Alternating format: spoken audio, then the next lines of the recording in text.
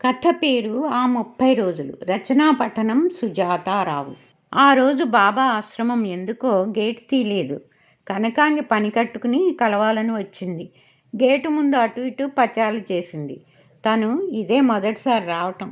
ఆలోచించి ఏమైనా సరే ఇవాళ కలిసే తీరాలి అనుకుంటూ గేట్ పక్కగా ఉన్న కాలింగ్ బెల్ నొక్కింది. కనకాంగికి దైవభక్తి, బాబాల భక్తి కాస్త ఎక్కువే.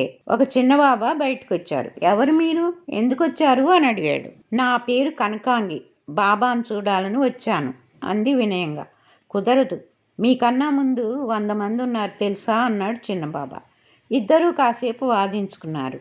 ఇంతలో పెద్ద బాబా బయటకొచ్చి ఆమెను లోపలికి పంపండి అన్నాడు. హూ, తప్పుకో అంటూ చిన్నబాబాను తోసేసి జర్రును గేట్ లోపలికి జారుకుని బాబా కాళ్లపై పడి పాదాభివందనం చేసింది కనకాంగి.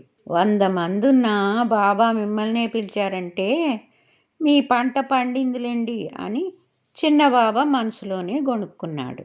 బాబాను అనుసరించింది కనకాంగి. బాబా తన గదిలో సింహాసనంపై ఆసీనులై, తల్లి చెప్పు, ఏం ఆశించి వచ్చావు అంటూ అర్ధనిమీలిత నేత్రాలతో అనునయంగా అడిగారు. బాబా, నాకో సందేహం. ఎందరు జోస్యం చెప్పినా నా మరణం ఎప్పుడు అంటే చెప్పలేకపోతున్నారు.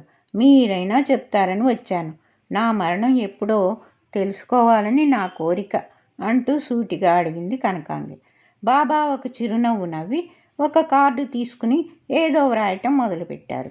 ఏం రాస్తున్నారో ఎవరికీ తెలియదు, కనకాంగికి కూడా తెలియదు.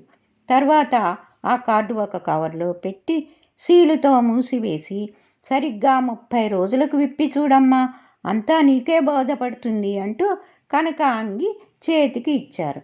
అమ్మ, మీ పనైంది పదండి అంటూ చిన్నబాబా గేటు దాకా సాగనంపాడు. కనకాంగికి రోజు ఆ కవర్లో ఏముందో తెలుసుకోవాలనే ఆరాటం పెరిగింది.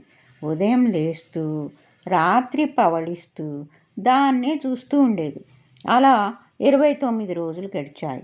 30వ రోజు రానే వచ్చింది. ఇక ఈ నరకం భరించలేను, అయినా మరణం చెప్పమంటే ఈ పరీక్షలు ఏంటి, ఏమైనా సరే ఈరోజు తెలుసుకోవాల్సిందే అంటూ కవరు సీలు విప్పింది. ఆ కార్డు తీస్తుంటే చేతులు వణికాయి. కొంపదీసి ఈరోజే చనిపోను కదా అనే భయం ఆవరించింది. లాభం లేదని ధైర్యంతో చూసింది. ఈరోజు నీ మరణం సంభవిస్తుంది అని గుండ్రని పెద్ద అక్షరాలతో వ్రాసింది.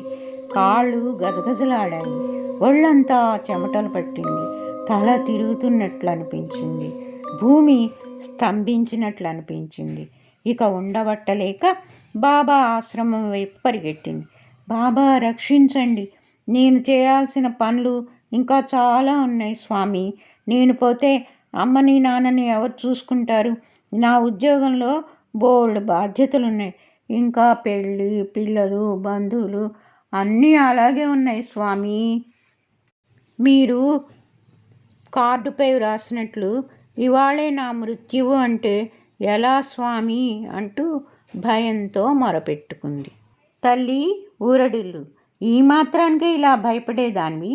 నీ మరణ తేదీ చెప్పలేదని జ్యోతిష్యులను తప్పుపట్టుట తగునా? చెప్తే నీ గుండె ఆ రోజే ఆగిపోతే నీ మీద నీవు నమ్మకం ఉంచుకో. అయినా జీవించినంతకాలం కర్మయోగిలా జీవించక ఇలాంటి ఆలోచనలు దేనికి? నీకు ఆ అనుభూతి తెలియాలనే అలా వ్రాశాను. నిజానికి నీ మరణం ఎప్పుడో నాకు తెలీదు అంటూ ఓదార్చాడు. ఒక్కసారిగా పోయిన ప్రాణం తిరిగొచ్చినట్లు అనిపించింది కనకాంగికి. దీర్ఘ శ్వాస తీసుకుంది. బాబాకు పాదాభివందనం చేసింది. బాబా కాసిన్ని పూలు కనకాంగి చేతిలో పోసి వెళ్ళిరామ్మ, క్షేమంగా ఉండు అంటూ దీవించారు. చిన్న బాబా గేటు దాకా సాగనంపారు. కనకాంగి తన పర్సులో ఉన్న 1000 రూపాయలు అతని చేతికి ఇవ్వబోయింది.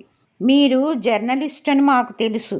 మా ఆశ్రమంలో అక్రమాల గురించి తెలుసుకుని పత్రికలలో మా గురించి మీకు తోచింది వ్రాసి అపకీర్తి తేవాలని వచ్చారు. ఇక్కడ మనుషుల యుక్తి పనిచేయదు, శక్తి మాత్రమే పనిచేస్తుంది. అది దైవశక్తి మాత్రమే. అంటూ గేటు బార్లా తీశాడు చిన్నబాబా. వెళ్ళి రండంటూ చేయి చూపాడు. దేవుడా, ఈయన డేరా బాబా కాదన్నమాట అనుకుంటూ గట్టిగా ఊపిరి తీసుకుంది కనకాంగి. కథ సమాప్తం.